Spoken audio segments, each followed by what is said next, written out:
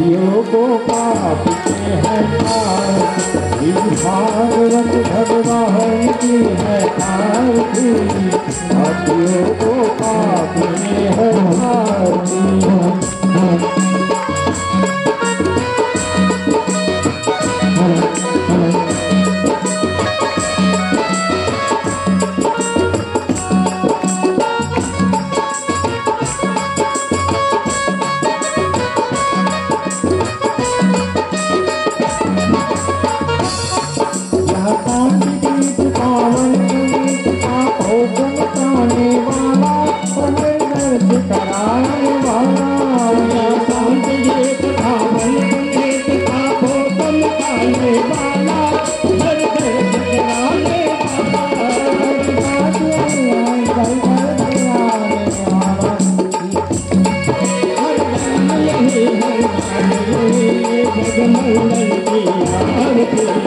पापियों को पाप के है आरती, भागवत भगवान की है आरती, पापियों को पाप के है आरती।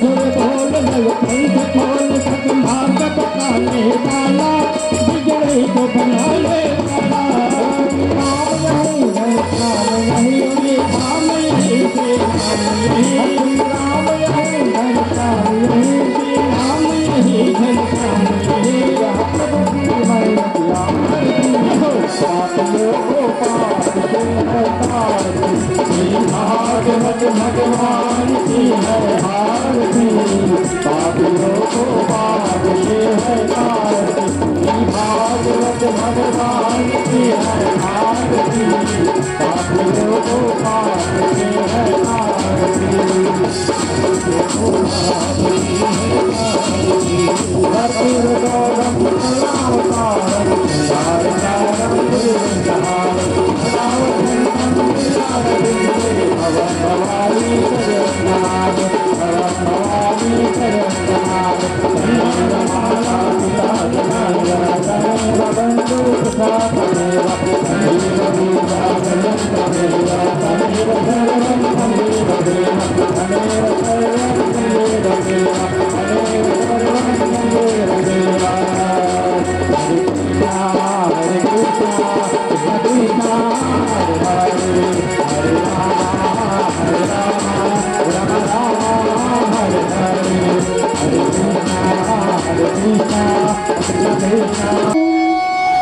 Mas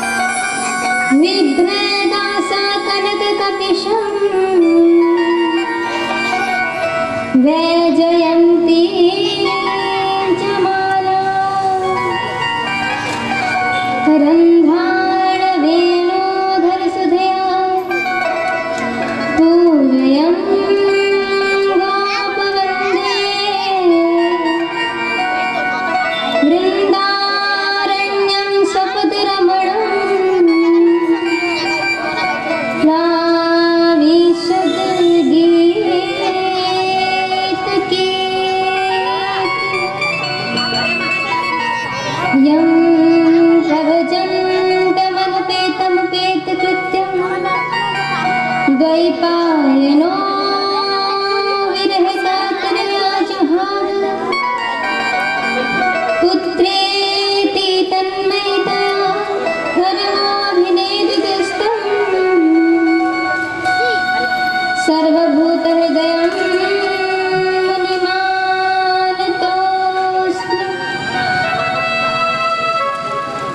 राधा साध्यं साधनं यस्य राधा मित्रो राधा मित्रदात्री च राधा सर्वं राधा जीवनं यस्य राधा राधा राधा वाचकिं तस्य शेषम् श्रीराधा सर्वेश्वरी रसिकेश्वरी घनश्याम करो निरंतर वास में श्री वृंदावन धाम बरसाने की राधिका नंदगांव के श्याम इनके चरणन में करूं मैं कोटि कोटि प्रणाम।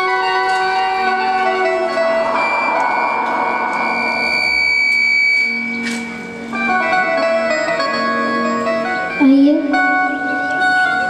कथा में प्रवेश से पूर्व भगवान नाम संकीर्तन। जय राधे जय श्री राधे जय राधे जय राधे राधे जय राधे जय श्री राधे जय राधे जय श्री राधे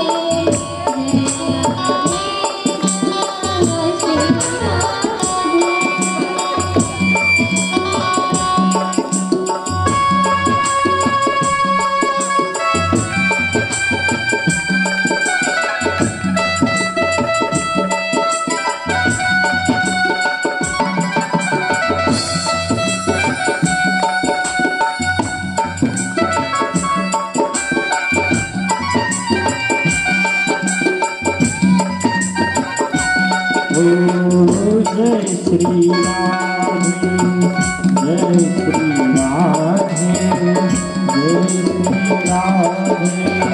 जय श्री राधे।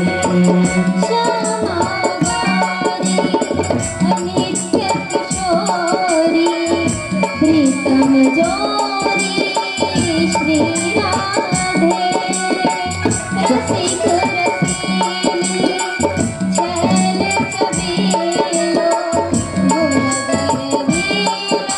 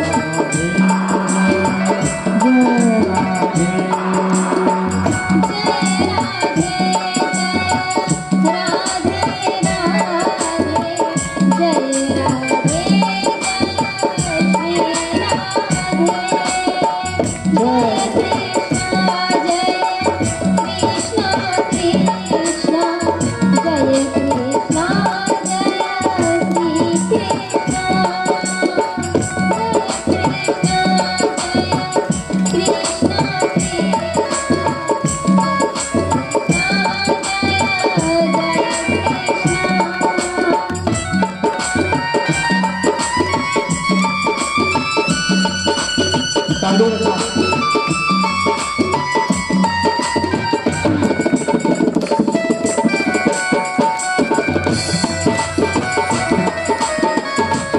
जय श्री राधे। दोनों हाथ ऊपर करते हैं, चालू रखा।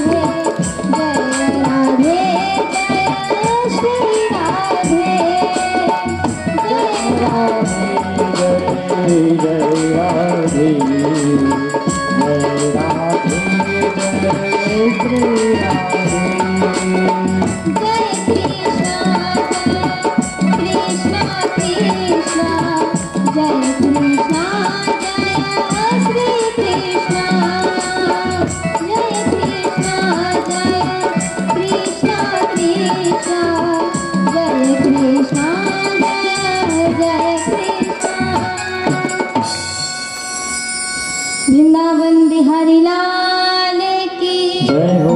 राधा रानी सरकार की, कृष्णदेव जी महाराज की, श्री वेदव्यास जी भगवान की, श्री निम्बार्क भगवान की। जय जय श्री राधे। जय जय श्री राधे। जय जय श्री राधे।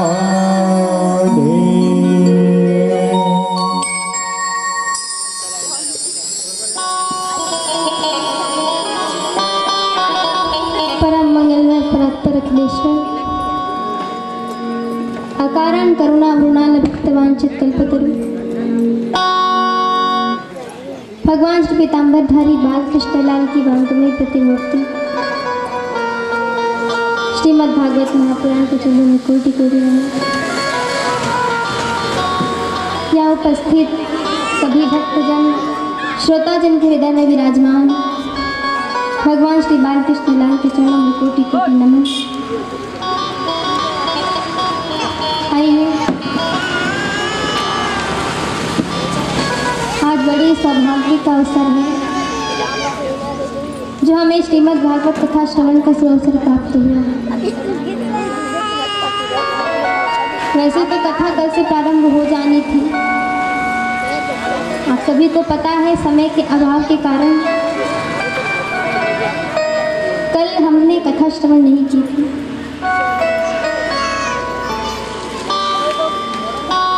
तो कल की कथा जो है प्रभु की इच्छा से आज हम उसका श्रवण करेंगे।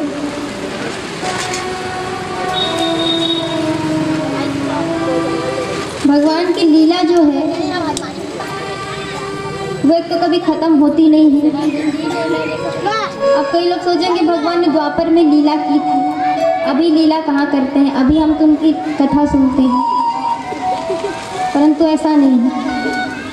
भगवान लीला द्वापर में भी करते थे, आज भी नित्य लीला भगवान की हो रही है,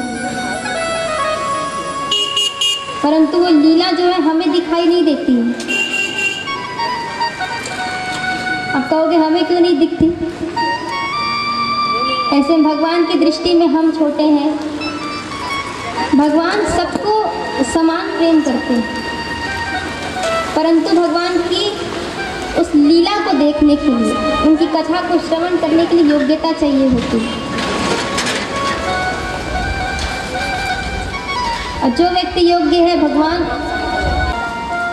कई लोग हैं जो कथा से दूर रहते हैं, हर कोई कथा तो सुनता नहीं है। भारत में 135 करोड़ की आबादी है। अब इसकी क्या गारंटी है कि 135 करोड़ है तो उतने ही लोग पूरे कथा से जुड़े हों? हर कोई नहीं जुड़ पाता। अगर भगवान की इच्छा होगी उसे स्वयं की कथा श्रवण कराने की, स्वयं से जोड़ने की, तभी वो कथा श्रवण कर सकता है। मतलब कई लोग हैं जो कथा से दूर हैं, उन्हें कथा का कब भी नहीं पता कि कथा क्या होती है, सत्संग से दूर रहते हैं। और आजकल की बात अगर कहें, आजकल लोग ऐसे भी हो गए हैं, अगर आप कहेंगे ना चलो कथा सुनने चलते हैं, तो उन्हें कथा श्रवण में भी शर्म आती है, तिलक लगाने में शर्म आती है। अगर कहोगे सत्संग करने चलते हैं, सत्संग में शर्म आएगी। ऐसे ऐसे लोग भी हैं। अब वो जो काम कर रहे हैं उससे उन्हें शर्म नहीं आती, लेकिन कथा श्रवण से उन्हें आएगी कि हम कथा श्रवण करने जाएंगे तो लोग क्या सोचेंगे। कई बड़े बड़े लोग ऐसे सोचते हैं। और कथा कीर्तन में अगर ताली बजाने को कहा जाए तो हाथ बांध करके बैठे रहेंगे, लेकिन ताली नहीं बजाएंगे कि सामने वाला व्यक्ति क्या कहेगा। प्रभु की जब कृपा होती तभी कथा श्रवण का सौभाग्य प्राप्त होता है।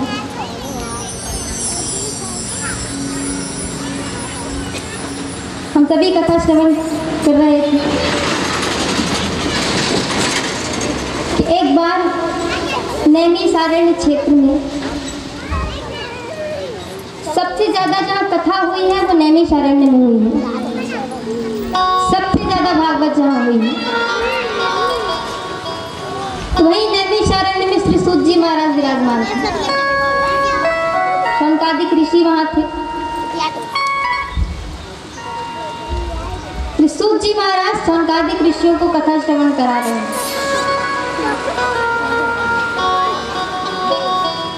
सूत जी कहते हैं कि ऋषियों, एक बार नारद जी बद्रिका आश्रम में उदास बैठे थे। अब वहाँ सनकादिक ऋषि आए, सनक, सनंदन, सनातन, सनत कुमार। पूछा नारद जी को उदास क्यों हो? नारद जी ने पूरी कथा बताई।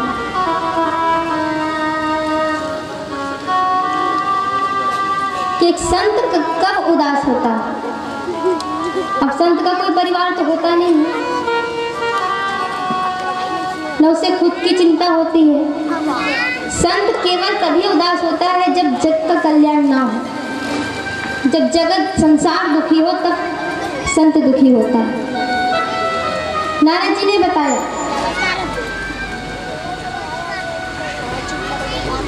कि मैं एक बार मैंने सोचा कि घूम के आ जाऊं कि कहाँ कहाँ धर्म हो रहा है, क्या हो रहा है। नारद जी आए, कलयुग का आगमन हो चुका था। देखा नारद जी ने तो चारों तरफ केवल कलयुग ही कलयुग। यहाँ तो झूठ इतना बोला जाता है, और एक बार मान लो सत्य 24 घंटे में एक बार कह भी दिया तो अपने आप को हरिश्चंद्र समझने लग जाते हैं। हम सत्यवादी, चारों तरफ केवल झूठ का बोलबाला।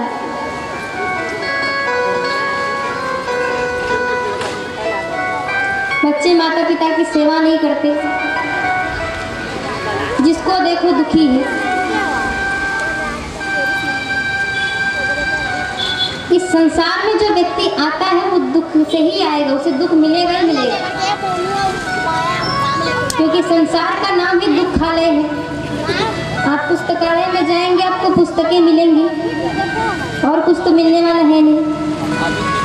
और अगर आप दुख दुखालय में आ करके सुख ढूंढेंगे तो यहाँ सुख मिलने वाला नहीं।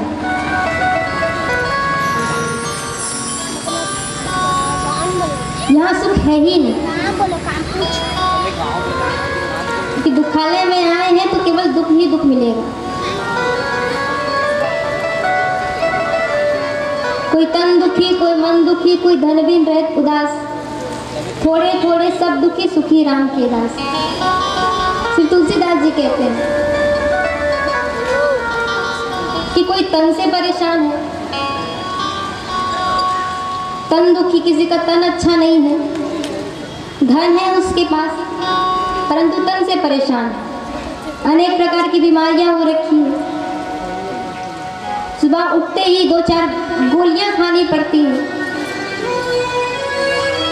तन से परेशान है बेचारा। कोई तन दुखी, कोई मन दुखी। अब उसका तन सही है तो किसी का मन दुखी है, परिवार कैसे चलेगा, काम धंधा ठीक से चल नहीं रहा है। अभी कोरोना काल में सबका मन ही दुखी था, सब कह रहे थे काम नहीं चल रहा है, ये नहीं हो रहा है, वो नहीं हो रहा है, बहुत घाटा हो रहा है। इस संसार में किसी का घाटा नहीं होता। अब आप कहेंगे कैसे?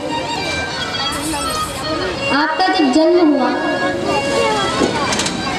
तो जन्म लेते ही एक जोड़ी कपड़े तक नहीं थे किसी के पास, नहीं रहते, लेकिन धीरे धीरे उसका केवल फायदा ही होता है, घाटा नहीं होता, क्योंकि मिलते जा रहे हैं उसे सब। लेकिन कहते हैं घाटे में जा रहे हैं। सब मन से परेशान थे, सबका मन दुखी था। तो तुलसीदास जी कहते हैं कोई तन दुखी, कोई मन दुखी, कोई धन बिन रहित उदास। धन नहीं है, धन नहीं है तो दुखी तो होगा ही, क्योंकि सब काम धन का है। तो थोड़े थोड़े सब दुखी। इस संसार में कोई सुखी है ही नहीं। धन मिल गया तो मन ठीक नहीं है, मन ठीक है तो तन ठीक नहीं है, कोई ना कोई परेशानी लगी ही है उसको। तो थोड़े थोड़े सब दुखी सुखी राम के दास। जो भगवान का भक्त है केवल वही सुखी रह सकता है। अब कई लोग सोचेंगे कि भक्ति करेंगे, भक्ति में दुख नहीं आता, ऐसा नहीं। भक्ति में बल्कि इतना दुख आता है कि जितना कि संसार में रहने वाले की दुख नहीं आता। आप लोगों ने कई भक्तों का चरित्र सुना होगा, पढ़ा होगा कि कैसे कैसे भक्त हुए, उनके जीवन में कितने दुख आए, परंतु सुखी राम के दास क्यों कहा गया? तुलसीदास जी ने क्यों कहा? दुख तो आता है भक्तों के जीवन में। तो तुलसीदास जी इसीलिए ऐसा कहते हैं क्योंकि दुख तो आएगा परंतु उस दुख का अनुभव भक्त को नहीं होता। उस दुख से लेने की क्षमता भगवान उसे देते हैं जो भक्ति मार्ग में चलते हैं। बड़े से बड़ा दुख आ जाएगा। आजकल सब ठाकुर जी की सेवा करेंगे। अच्छा, किस किस के घर ठाकुर जी हाथ उठाइए, सेवा करते हैं रोज?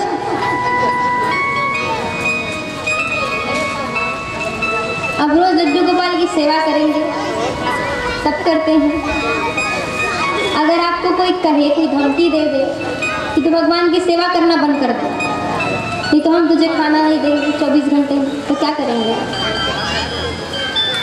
भगवान को देखेंगे भी नहीं कि खाना नहीं मिलेगा, ऐसा है। अब वही सोचिए कोई मीरा जैसे आ जाए कि भगवान की भक्ति छोड़ तुझे जहर दे देंगे तो क्या करोगे? भगवान को ये सीधा घर से उठा करके बाहर निकाल दो, आप जानो हमारा, हम जानो। कोई नहीं कर सकता भक्ति। भक्ति का मार्ग जितना कठिन है लेकिन उतना सरल भी है, क्योंकि वहां भले दुख आएगा, कष्ट आएगा।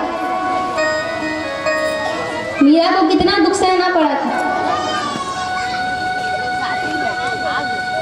सास इधर अलग परेशान कर रही है कि तू तेरे जैसी कुलनाशनी कहाँ हमारे घर आ गई। राणा कभी विष दे दे, एक बार तो मीरा को राणा ने शालिग्राम के बहाने सांप भेज दिया। एक टोकनी में उसने कहा कि तेरे शालिग्राम। मीरा तो भक्त थी, उसे लगा कि शालिग्राम है। खोल करके देखा तो सांप बहुत जहरीला, लेकिन सांप भी वहां मीरा के सामने पुष्प की माला बन गया। तो भगवान तो परीक्षा बहुत लेते हैं, बिना परीक्षा के मिलने वाले नहीं हैं। और खासकर भगवान कृष्ण जो है वो किसी को नहीं मिलते। भगवान कृष्ण दयालु है, बहुत दयालु है, परंतु जब भक्त की बात आती है परीक्षा लेने की तो उनसे बड़ा निष्ठुर कोई नहीं है, कठोर कोई नहीं है।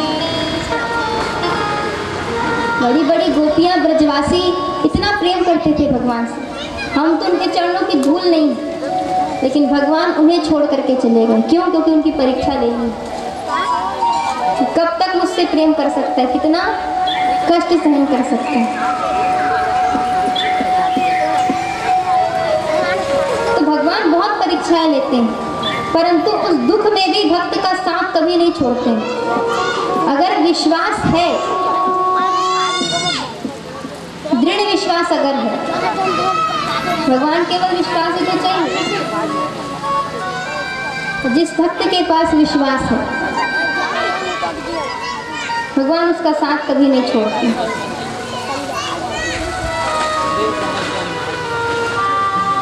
भगवान के प्रति विश्वास होना चाहिए, जो कि हर किसी के मन में भी नहीं होता है।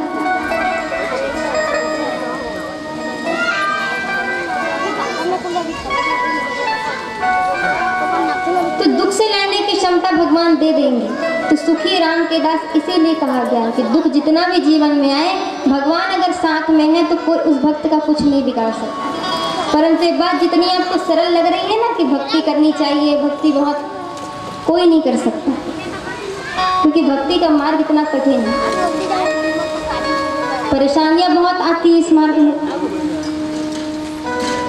खेलना पड़ता है जिंदगी से,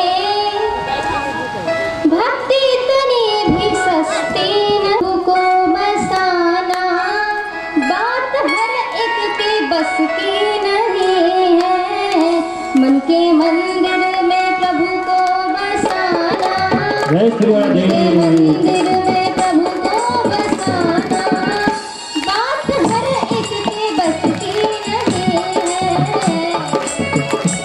मन के मंदिर में है तुम।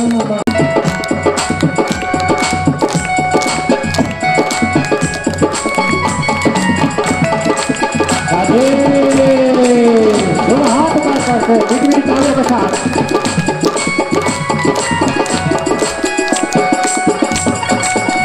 अब कोई मान लो भक्ति कर भी रहा तो भगवान की माया है, फिर भक्ति करने नहीं देती, माया का प्रभाव इतना बढ़ जाता है।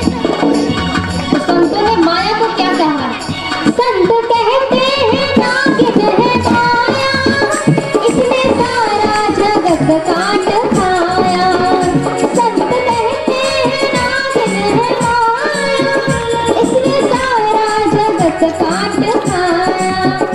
लेकिन सबको माया ने काट खाया, सबके सब जिसको देखो माया के वश में। लेकिन संत कहते हैं कृष्ण का नाम है जिसके मन में, का नाम है जिसके मन में, उसको नागिन बसती नहीं है। कृष्ण का नाम है जिसके मन में, उसको नागिन बसती नहीं है। मन के मंदिर में प्रभु को बसाना, बात हर एक के बस की नहीं है। मन के मंदिर में प्रभु को बसाना, बात हर एक के बस की नहीं है।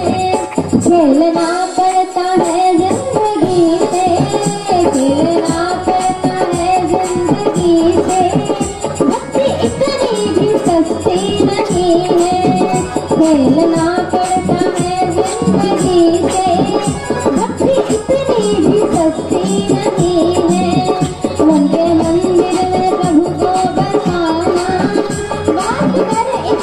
बसती नहीं है, मन के मंदिर में प्रभु को बिठाना, रात भर इसके बसती नहीं, मन के मंदिर में प्रभु को बिठाना, रात भर इसके बसती नहीं है। वृंदावन बिहारी लाल की जय हो। राधे राधे। जय जय श्री राधे। बोलिए श्री वृंदावन भावे बिहारी लाल की। तो भक्ति इतनी सस्ती नहीं कि हर कोई कर लेगा, जीवन अपने दांव पे लगाना पड़ता है, बड़ी बड़ी परेशानियों का सामना करना पड़ता है। तो भगवान भक्ति मार्ग से सरलता से मिल तो जाते हैं, लेकिन वो मार्ग बहुत कठिन है। तो नारद जी आए, देखा सबके सब दुखी हैं, कोई भगवान का भक्त है ही नहीं, भक्ति है ही नहीं। अब कई लोगों के मैंने मुझसे सुना है, कई लोग कहते हैं कि आजकल कलयुग में कहाँ भक्त होंगे, और वो भी गए तो भगवान नहीं आएंगे दर्शन देने। भगवान त्रेता द्वापर में आए थे, कलयुग में नहीं आएंगे। आपको जानकारी के लिए बता दूं कि भक्त जितने सतयुग त्रेता द्वापर में नहीं हुए ना, उतने कलयुग में हुए, और ज्यादा समय भी नहीं, ये 1500 वर्षों के बीच में भक्त हुए हैं, जितने भक्त हुए हैं। संत श्री तुकाराम जी महाराज, एकनाथ जी महाराज, करमती बाई, मीराबाई, कर्माबाई आदि कितने भक्त हुए हैं।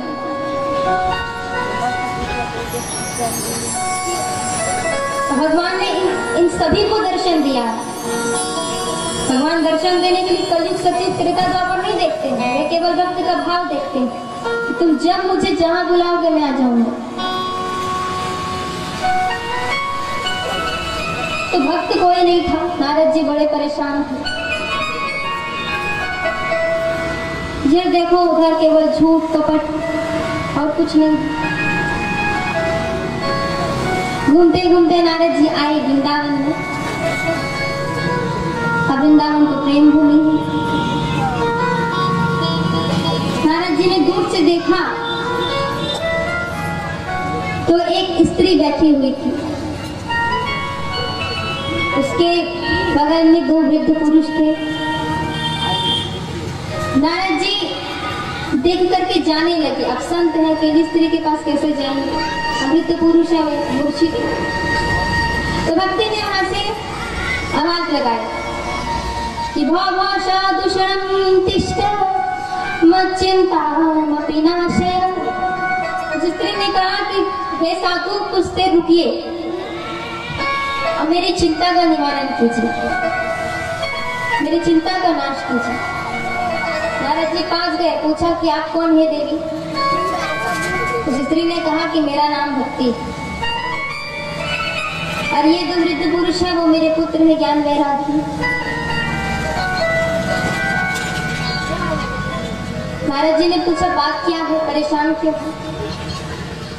भक्ति ने कहा कि परेशानी का एक ही कारण कि मेरे पुत्र जो है वृद्ध हो गए और मैं अभी भी युवा हूँ, अभी भी जवान हूँ।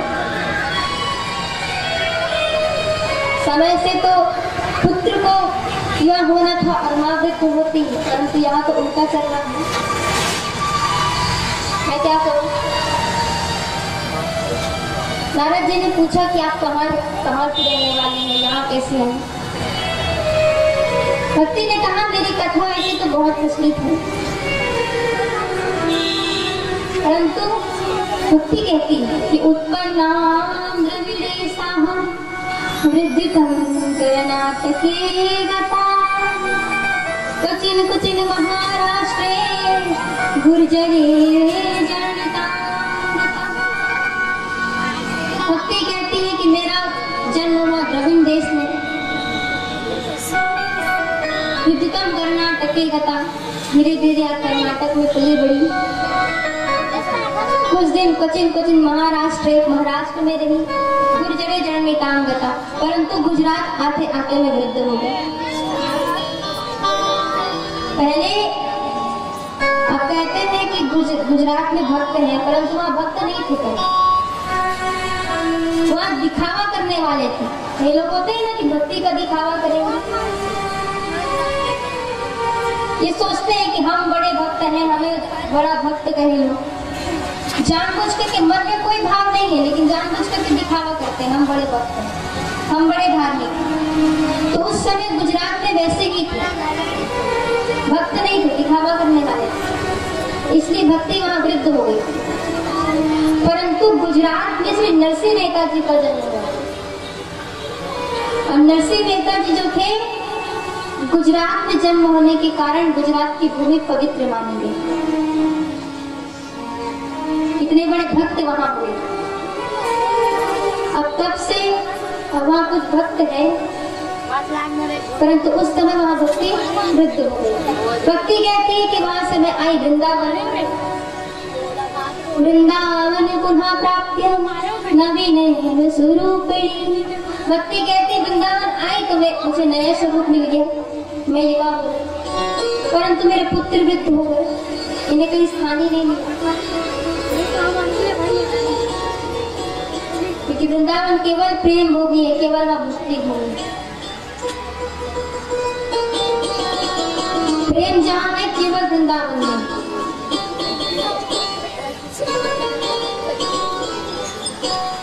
तो वृंदावन में केवल भक्ति का वास है। ज्ञान और वैराग्य मूर्छित क्यों? ज्ञान वैराग्य क्या होगी? वहाँ प्रेम है, ज्ञान की भूमि है काशी, भक्ति की भूमि है वृंदावन, और वैराग्य की भूमि है अयोध्या। भक्ति ज्ञान वैराग्य इन स्थानों पर रहते हैं। तो अगर आपको वैराग्य देखना है तो अयोध्या में देख सकते हैं, वहाँ बड़े बड़े वैराग्य सुनते हैं। और ज्ञानी जो है काशी में है, बड़े बड़े ज्ञानी क्या काशी में रहते हैं, और वृंदावन में केवल भक्त है।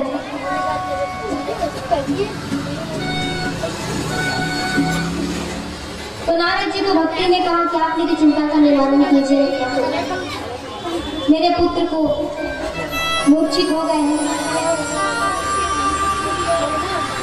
नारद जी ने सभी वेद पुराणों का पाठ किया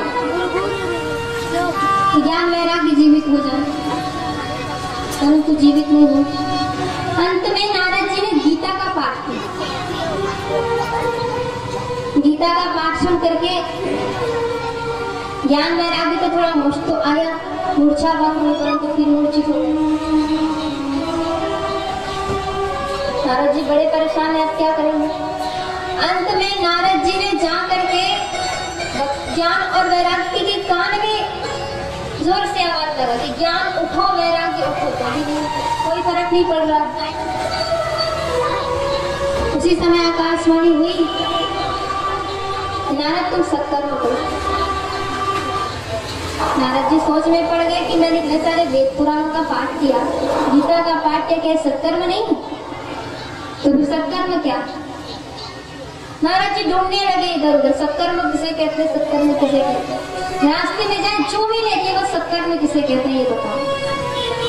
आप कहीं उस समय हम जोगे बाबा, हम बड़े ज्ञानी हैं, हम बड़े ज्ञानी हैं। नारद जी ने पूछा सत्कर्म किसे कहते हैं? वो उत्तर ही नहीं है, कोई कुछ नहीं कहा। नारद जी आगे गए, फिर कोई दिखता, फिर कुछ सत्कर्म किसे कहते हैं किसी को नहीं पता। अब तो पूरे हर जगह ये समाचार फैल गए कि नारद जी आते हैं, सबसे पूछते सत्कर्म किसे कहते हैं, यहाँ से अब एक संत के पास गए, एक बाबा जी वहाँ बैठे अपनी कुटिया में, पता चला कि नारद जी आने वाले हैं। अपने शिष्यों से कहा कि जाओ उन्हें कह देना कि हमारा भी मौन व्रत चल रहा है, हम कुछ नहीं कह सकते। अब नारद जी शिष्यों से कहते हैं कि आप दर्शन कराइए, हमें पूछना है सत्कर्म किसे कहते हैं। शिष्यों ने कहा कि अभी महाराज जी अभी मौन व्रत में, अभी कुछ नहीं कर सकते, बात नहीं कर सकते, उत्तर ही नहीं पता तो बहाना बनाएंगे। नारद जी बड़े उदास हैं कि क्या करें, सत्कर्म किसे कहते हैं। नारद जी सारी कथा सनकादिक ऋषियों को सुनाते हैं। सनकादिक ऋषि कहते हैं, नारद जी सत्कर्म श्रीमद् भागवत कथा करने को भी कहते हैं, यही सत्कर्म। सत्कर्म सूचको नूनम ज्ञान यज्ञ श्रुतो बुधे श्रीमद् भागवतालापा सतुर्जिता शुकाति। श्रीमद् भागवत ज्ञान यज्ञ करना यही सत्कर्म है। नारद जी ने पूछा, फिर करिए सत्कर्म, हम कैसे करेंगे? सनकादिक ऋषि बैठे हैं, अब कथा होगी। दूर चले गए, अधिक आश्रम में बैठे हुए सनकादिक ऋषि विराजमान हैं, नारद जी बैठे हैं। अब नारद जी भक्ति ज्ञान वैराग्य को वही वृंदावन में छोड़ करके आ गए हैं। अब यहाँ पूरी जगह चर्चा चल गई कि यहाँ कथा होगी, श्रीमद् भागवत कथा। अब बड़े बड़े ऋषि मुनि जो थे सब आने लगे कि कथा होगी, कथा सुनेंगे। अब भाग भाग करके आने लगे। अब कहेंगे कि कोई युवा ऋषि होंगे, ऐसा भी नहीं है। वशिष्ठ, च्यवन, गौतम आदि बड़े बड़े ऋषि थे। अब वशिष्ठ जी है त्रेता युग के, च्यवन ऋषि त्रेता युग के, गौतम सतयुग, आदि सब बड़े बड़े ऋषि आने लगे कि कथा होगी, कथा सुनना। अपनी पत्नियों को लेकर के आने लगे। भृगु जी महाराज नहीं आना चाहते कि हम तो कथा सामने सुन रखी है, हम क्या कथा सुनने जाएंगे। वशिष्ठ जी ने समझाया, नहीं माने। वशिष्ठ जी ने कहा, आपको जो करना है कीजिए, हम अब आप नहीं सुन रहे, हम क्यों कथा नहीं सुनेंगे, हम जा रहे हैं कथा सुनने। लेकिन बाद में फिर भृगु जी भी आए, बड़े बड़े श्रोता आए कथा हुई।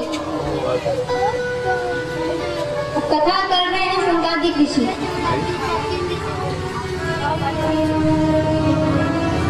कथा में सुनाया, भागवत तो हो रही है, भागवत है क्या, भागवत क्यों की जाती है।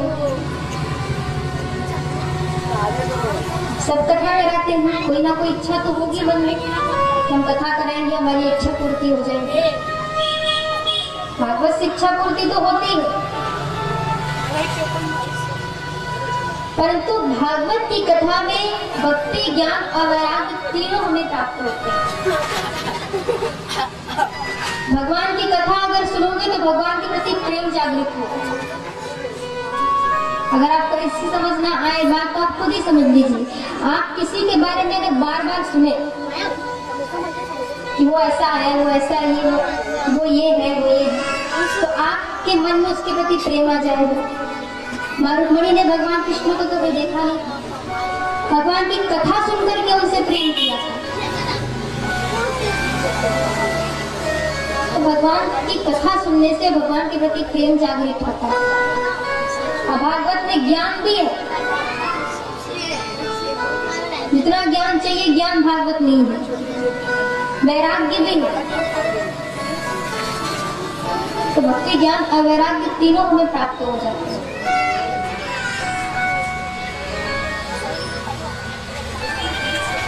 भागवत की कथा सुनने के लिए कथा से कोई नास्तिक भी होगा ना, वो भी आस्तिक बन जाएगा। कथा ऐसा प्रभाव डालती है उसको।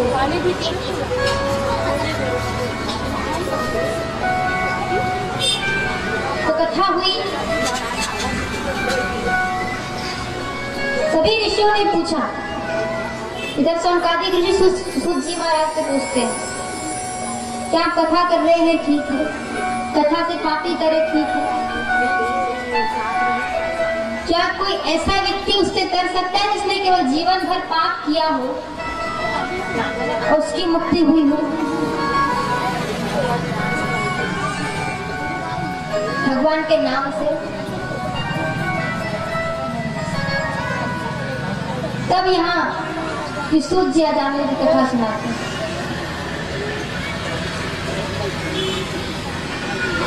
आत्मदेव, क्षमा कीजिएगा, आत्मदेव की कथा। एक बार तुंगभद्रा नदी के किनारे आत्मदेव नाम के ब्राह्मण रहते थे। उनके कोई संतान नहीं थी, बड़े दुखी रहते थे, कोई संतान नहीं थी। संतान के लिए क्या करेंगे, जिसको देखोगे वो संतान चाहिए। उन्होंने गाय पाल रखी थी, गाय भी बांझ निकली। तुलसी का पौधा लगाया, तुलसी भी मुरझा गई। आत्मदेव बड़े उदास रहते थे। अब तो वे आत्महत्या करने के नाम से चले गए कि अब नहीं रह सकते। तो गए तो उन्हें संत का दर्शन हुआ।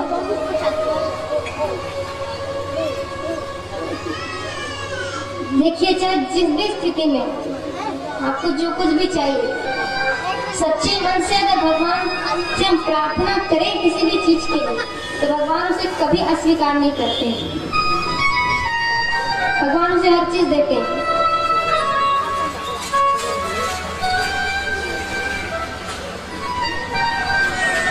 अगर प्रार्थना में शक्ति है।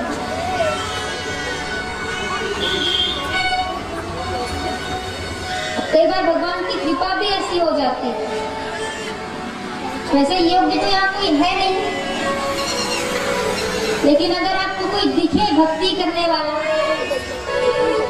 या कोई बड़ा भगवत भक्त दिखे, तो आप ये मत समझिएगा कि भगवत भक्त है जो भगवान की भक्ति कर रहा है। भगवान उसने भक्ति का मार्ग चुन लिया है, वो भक्ति करना चाहता है, ऐसा नहीं।